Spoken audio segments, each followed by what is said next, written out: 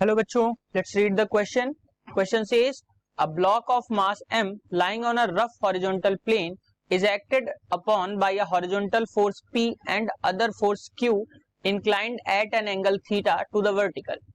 The block will remain in equilibrium if the coefficient of friction between it and the surface is. Four options given here. We just have to find out the solution. So बच्चों यहाँ पे solution में हम सबसे पहले बात करेंगे की कॉन्सेप्ट की.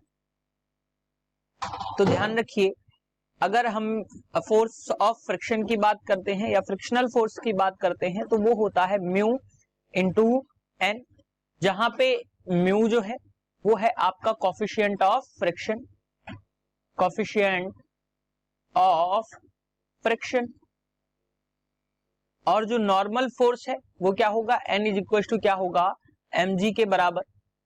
अब अगर हम क्वेश्चन के अकॉर्डिंग देखें तो क्या है कि यहाँ पे इन्होंने एक ब्लॉक रखा है जिसपे P और Q दो फोर्सेस अप्लाई हो रहे हैं. अब अगर मैं इसको देखूं तो क्या होगा कि Q जो होगा वो कुछ इस तरफ लग रहा है और इस पे एक mg एक्ट करेगा जो डाउनवर्ड होगा.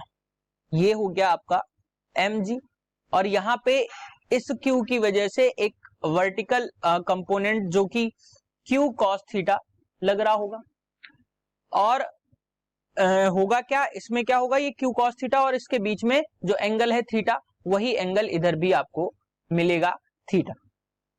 अब P की वजह से एक जो इस Q की ही वजह से अगर हम देखें तो एक ये हॉरिजॉन्टल कंपोनेंट जो है वो Q sin थीटा एक्ट कर रहा होगा, और यहाँ पे ये एक नॉर्मल फोर्स कुछ इस तरीके से लग रहा होगा यहाँ पे अगर हम देखें तो, और P जो फोर्स है वो कुछ इस तरीके से लग रहा है. अब अगर हम इस क्वेश्चन के अकॉर्डिंग बात करें, क्योंकि ये इक्विलिब्रियम में होगा तो फोर्सेस की अगर हम बात करें तो फोर्सेस कुछ इस तरीके से व्यवस्थित होंगी.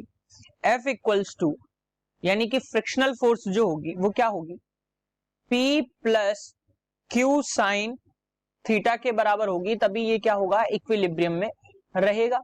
यानी कि अगर मैं बात करूं फ्रिक्शनल फोर्स की तो ये क्या है, म्यू एन के बराबर इक्वल्स टू क्या है, P प्लस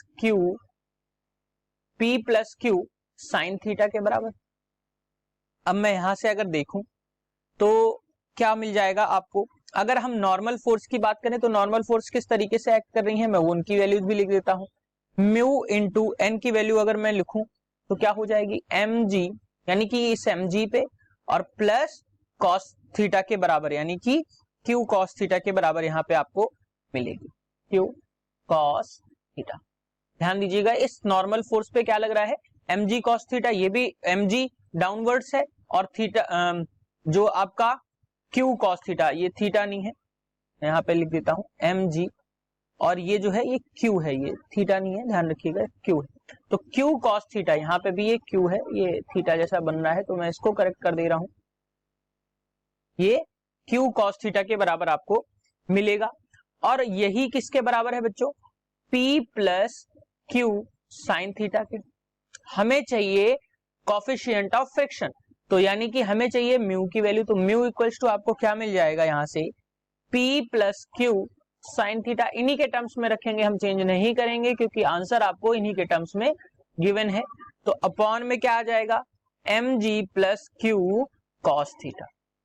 यानी जो कोफिशिएंट ऑफ फ्रिक्शन आपको मिल रहा है वो क्या मिल रहा है बच्चों, mu equals to P plus Q sine theta upon mg plus Q cos theta. यानी कि अगर हम ऑप्शन की बात करें तो option A is the correct answer for this question, that is P plus Q sine theta upon mg plus Q cos theta. Hope you understood it well. Best of luck.